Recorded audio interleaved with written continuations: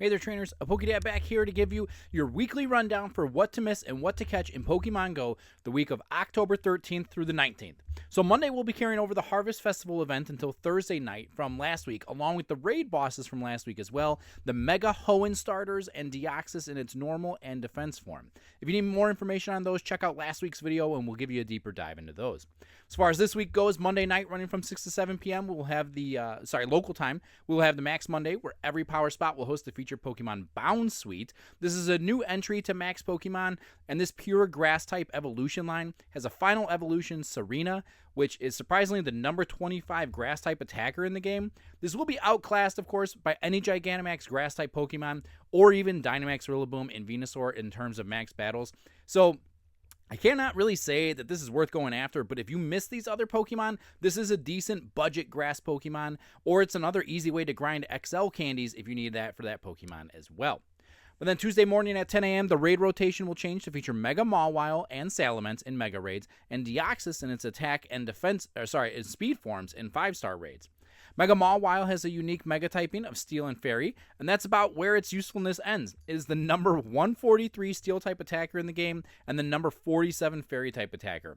Mawile can see some play in cups like the Fantasy Cup in terms of Go Battle League, but all around this is more of a Mega Dex entry and then move on. Mega Salamence is the number 6 Dragon type attacker in the game, and the number 3 Flying type attacker. So he's basically a budget version of Mega Rayquaza. Salamence itself does sit at number 89 in the Master League, so this Pokemon is definitely worth going after. Moving to Deoxys, in its attack form, it is the number 125 Psychic-type attacker in the game, and its PvP relevance is non-existent, but I will say this is one of the easiest solo legendary raids in the game, so if you don't have a large community, then this is for you.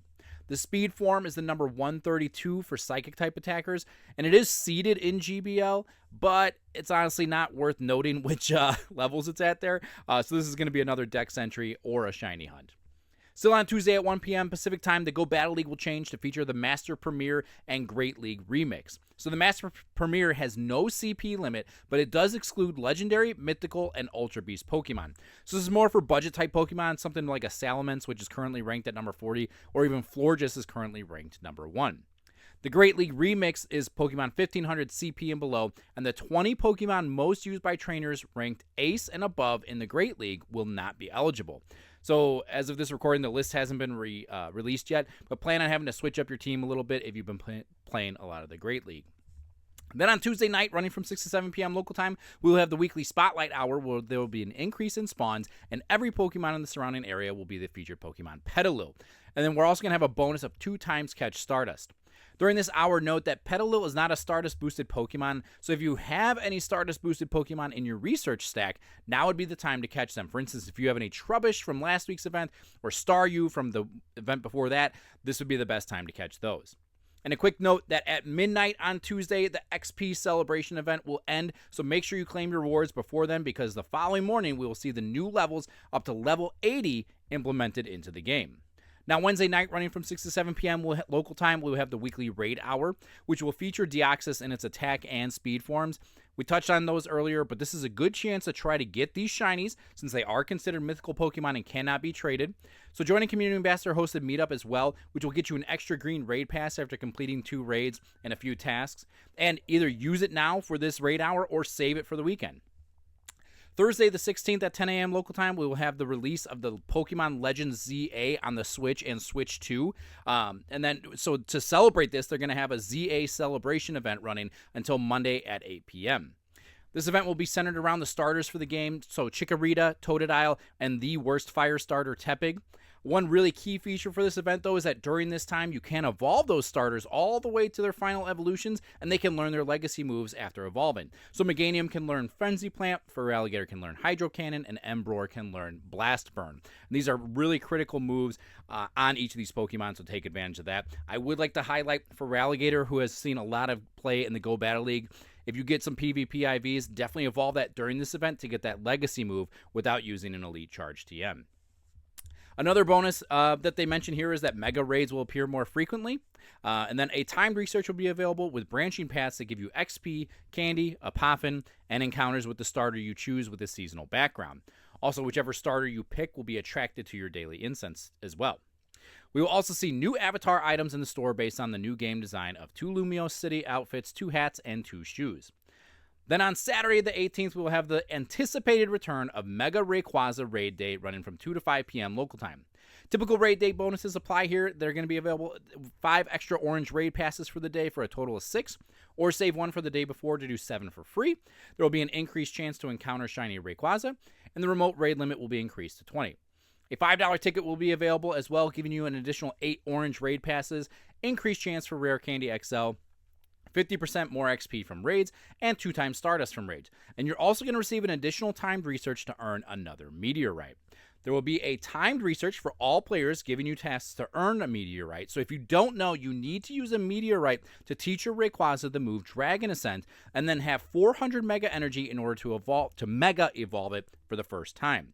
So these Meteorites are quite critical because they are the only way for Rayquaza to learn this move Dragon Ascent, and sadly, just Mega Energy is not going to cut it this time around. So be prepared to only Mega Evolve 1 to 2 Rayquaza after this event if you don't have any Meteorites left in stock.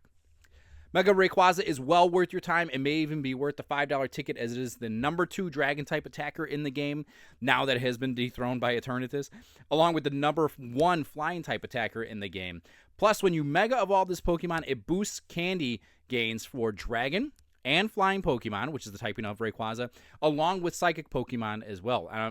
So this is one of the 3 Mega Pokemon that can boost 3 types of Pokemon instead of 1 to 2. Also on Sunday around 5 p.m. Pacific time, a new feature introduced on the fly last week will be weekly challenges will be resetting. So this is a challenge you complete with 3 other trainers, and it will reset on Sundays every week at 5 p.m. Pacific time. And then around 8 p.m. local time, Pokestop showcases will end, most likely featuring Rayquaza or Pokemon from the Legends ZA event. So if you need any tips on those, check out this quick short. But that wraps up this week in Pokemon Go. Make sure you get out there and enjoy this game by yourself or with your Pokefam and friends. I'll catch you next time. All right, for overtime this week, I want to touch on the weekly challenges since that was implemented, and I didn't get into last week's video, but it was implemented on October 12th, and so we're going to see that then now resetting every week. But this, so you're probably a little bit aware of this, but this is every single week, you and up to 3 other trainers can complete weekly challenges, and it's going to get you some pretty good rewards, a lot of XP, some Stardust, things like that. And so they're adding a new social tab under your profile. You get over to the social tab, and then you can either create a group or you can go ahead and join a friends group, and you have up to 24 hours to accept the invite. So if you send it to somebody, they have a full 24 hours to accept it, and same for you, obviously. And then once you're in a group, you can check on everybody's progress. So this is similar to party play, where you pick a challenge, you know, and then as you guys are progressing, you'll see how everybody is doing as far as that challenge goes. And then if you complete that weekly challenge, you will get extra friendship level progress, 20,000 XP, and 6,000 Stardust. I do think that possibly the rewards could be a little bit better, but it's still free Stardust. It's still free XP. This is going to be great for people trying to get up to that new level 80 and you need a lot of XP for. So I will say, and then they even have in here, if you're not able to complete the weekly challenge, your group will still receive Stardust for their efforts. So that's pretty cool. But they do make mention in here that this can be for, I'm trying to find it right this second, sorry, I apologize, is trainers can only be a part of 1 weekly challenge group at a time. So once you've accepted an invite, you're locked in, and trainers can only complete 1 weekly challenge per week. So this isn't like party play where once you complete something, you then move on to the next party challenge. It's not going to work like that. You just have 1 challenge for the entire week. Once you collect that, once you complete it, you then on Sunday afternoon or Sunday night, they're going to go ahead and reset, and then you will get the rewards for that. But yeah, trainers are going to be able to create a group, join a group, and review a group's progress, blah, blah, blah.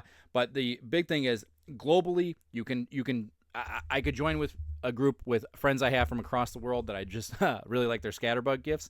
I can join with them as well. It doesn't have to be people in my local community. However, you can only have up to 4 people in a group. So yeah, so definitely try to take advantage of this. Also, you can be in a group with people that aren't your friends. So if one of your friends created this group and they invite other people that you're not currently friends with, it will give you the option to add them as a friend as well.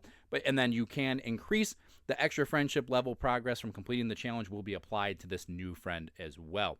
So that's kind of cool. Gives you a different way to make friends with other trainers. Again, you know, that'd be great, especially if you are still needing some Scatterbug gifts and things like that. You know, hey, that could work out in your favor as well. So, but yeah, try to enjoy that. But that's going to be happening. Like I said, it resets every Sunday at 5 p.m. Pacific time. So just kind of check about what that is in your local time so you can kind of plan on when you need to meet that deadline by to complete these challenges. Because again, if you are doing this with the people across the world, ironically, it's going to end at different times for different people. Well, it'll be the same global time, but it may be night where they're at and, during the day where you're at, something like that. So just keep that in mind. But anyway, get out there and enjoy this game by yourself or with your Poke fam and friends. I'll catch you next time.